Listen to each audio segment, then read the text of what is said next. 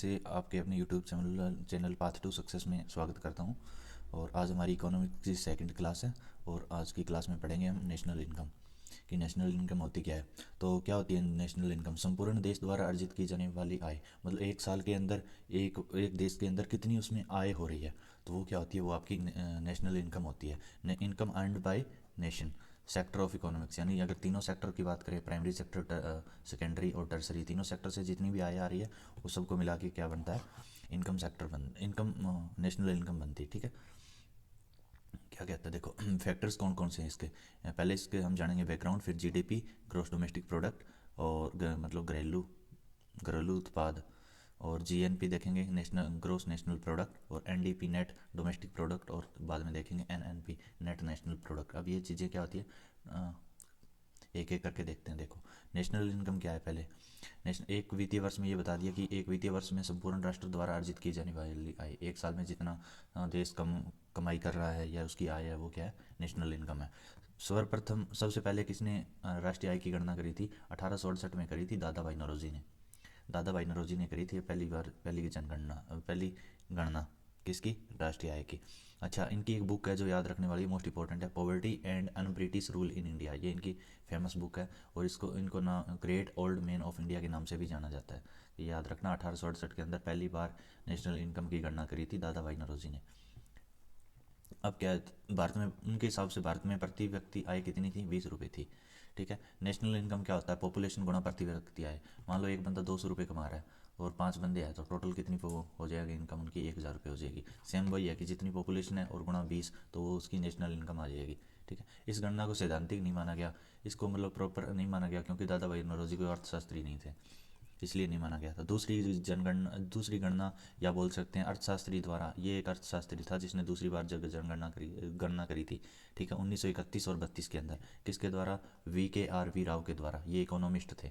दादा भाई नौरोजी इकोनॉमिस्ट नहीं थे, ये VKRV राव इकोनॉमिस्ट थे। ठीक है, इनके हिसाब से भारत में प्रति व्यक्ति आय क्या थी? 62 रुपये थी। ठीक है, अगर 62 × 5 करें, मतलब 5 बंदों का निकाले, 5 दूनी 10, 31।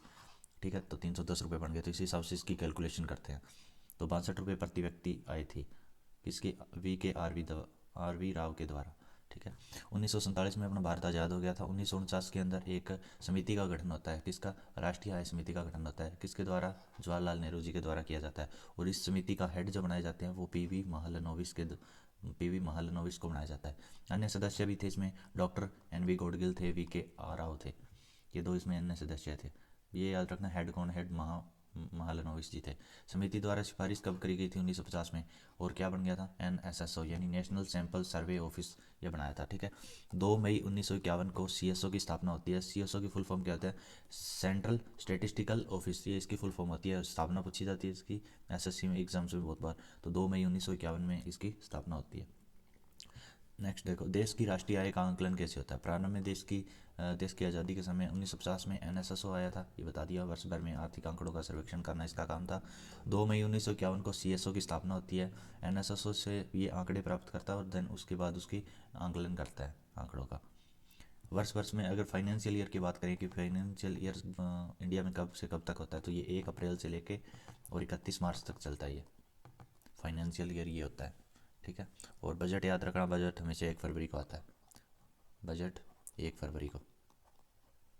ठीक है, ये बात। CSO ये एक श्वेत पत्र जारी करता है, यानी वाइट लेटर जारी करता है, आंकड़ों को प्रदर्शित करता है। जो NSSO के द्वारा जो आंकड़े दिए जाते हैं ना सर्वे के, वो CSSO क्या करता है? उन आंकड़ों को आंकलन करता है और देन उसको प्रदर्शित करता है। अंतिम तौर पर रिपोर्ट जारी की जाती है। लास्ट में कौन रिपोर्ट जारी करता है NSSO की? ये CSO रिपोर्ट जारी करता है। इस जिसमें क्या है, नेशनल इनकम की जाती है, पर कैपिटा इनकम की जाती है, यानी प्रति व्यक्ति आय भी होती है। वर्तमान में राष्ट्रीय आय की गणना CSO करता है। अब कौन करता है? CSO करता है। 2019 के अंदर NSSO और CSO इनको मर्ज कर देते हैं, मतलब इनको एक बना देते हैं और उसका नाम क्या दे देते हैं? NSO दे देते हैं।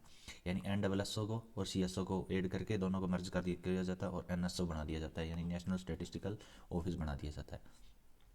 दैन देखो, अब मेथड ऑफ कैलकुलेशन इनकम, कौन कौन से मेथड है जो नेशनल इनकम को कैलकुलेशन करने में हेल्प करते हैं।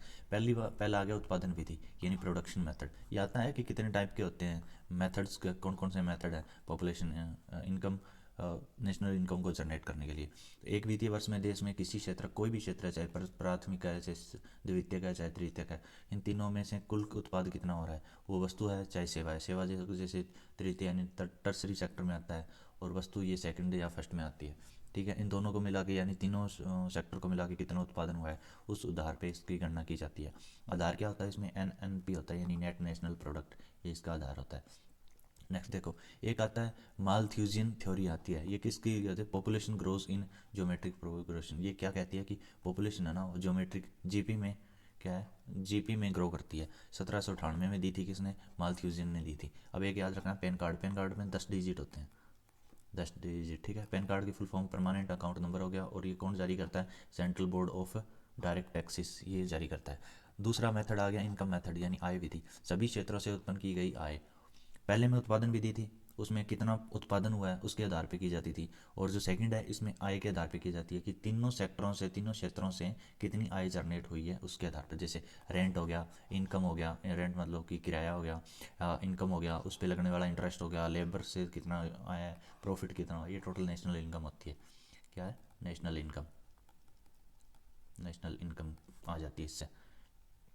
नेक्स्ट देखो, तीसरी विधि है व्यय विधि, यानी एक्सपेंडिचर विधि। खर्च कितना हुआ है, सभी आर्थिक क्रियाओं में व्यय, जैसे कंजम्पशन हो गया, उपभोग कितना हुआ है, इन्वेस्टमेंट हमने कितनी की है, एक्सपेंशन ऑफ गवर्नमेंट, गवर्नमेंट ने कितना एक्सपेंस किया है, एक्सपोर्ट कितना हुआ है, और इम्पोर्ट कितना हुआ है, यानी एक्सपोर्ट माइनस इम्पोर्ट, ये भी क्या है, नेशनल इनकम, इससे भी जनरेट होती है। तो 3 मेथड हो गए, उत्पादन विधि, और उत्पादन विधि, व्यय विधि, और एक था आपका इनकम मेथड यानी आय विधि, 3 हो गए। अब चौथा देखो, चौथा आता है ग्रोस वैल्यू एडिड मेथड, सकल मूल्य वर्धन विधि। आगे उत्पादन विधि में अगर दोहरी गणना ना हो, मतलब कि कोई भी अगर कैलकुलेशन 2 बार नहीं हो ना हुई हो, तो वो भी क्या है, एक इसका मेथड है आय देश की आय गणना का।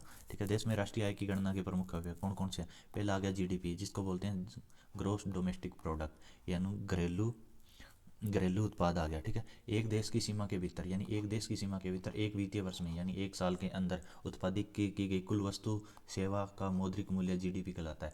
मतलब टोटल जितना भी कहाँ से प्रोडक्ट, मतलब कि कितना कहाँ से क्या कमाया है, तो वो चाहे प्राथमिक सेक्टर से हो, सेकेंडरी से हो, या टर्सरी सेक्टर से हो, तीनों से हो, तीनों के से एक वर्ष के अंदर जितना उत्पादन हुआ है वो क्या कहलाता है, अपना जीडीपी कहलाता है। यानी प्राइमरी, सेकेंडरी और टर्सरी सेक्टर से टोटल इनकम इसके बराबर आ जाती है, जीडीपी के बराबर आ जाती है।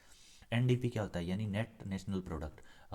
मान लो आपके घर की आय 2,000 रुपये है, आपकी 2,000 रुपये आय है, उसमें से आप अगर ऑफिस जाते हो तो 500 रुपये का पेट्रोल लग गया। ठीक है, तो ये 500 रुपये इसमें हटा दो तो कितना बच गया, 500, 1,500 रुपये बच गया, 1,500 रुपये बच गया। ठीक है, तो ये आपकी नेट नेशनल प्रोडक्ट है, नेट नेट डोमेस्टिक प्रोडक्ट आ गया। यानी उसमें से क्या है, जो आपने खर्च किया है, एक्सपेंडिचर है ना, वो घटा दो, टोटल इनकम में से एक्सपेंडिचर खर्चा घटा दो, जो बचेगा ना वो आपकी नेट डोमेस्टिक प्रोडक्ट हो गया, यानी शुद्ध घरेलू उत्पाद हो गया, नेट डोमेस्टिक प्रोडक्ट। जीडीपी से प्राप्त करने पर जो मूल्य ह्रास प्राप्त होता है उसको जीडीपी में से निकालने पर पश्चात एनडीपी प्राप्त होता है। ये मूल्य ह्रास आपका एक्सपेंडिचर मान के चलो आप, कि आपका खर्च है ना वो निकाल दो इसमें से।